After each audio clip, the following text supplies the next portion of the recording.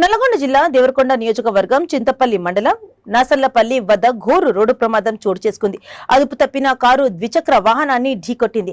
ఈ ప్రమాదంలో ముగ్గురు మృతి చెందారు. ఇద్దరి పరిస్థితి విషమంగా ఉంది. ద్విచక్ర వాహనంపై భార్యాభర్తలు వారి కొడుకు ఉండగా అందులో తండ్రి కొడుకు అక్కడికక్కడే మృతి చెందగా భార్య ఆసుపత్రికి తరలించారు. కారులో నలుగురు ఉండగా తీవ్ర గాయాలైన వారిలో ఒకరు ఆసుపత్రిలో మరణించగా మిగతా వారిలో ఒకరి పరిస్థితి విషమంగా ఉన్నట్లు తెలిసింది.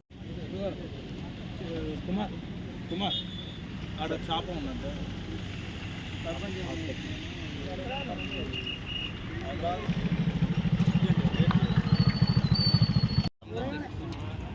ఫోటోస్ ఏమన్నా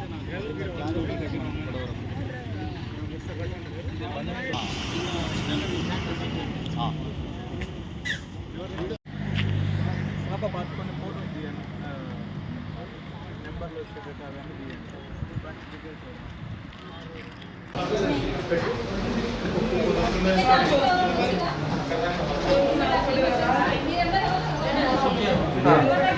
ఆ బాడీని తీసుకోండి.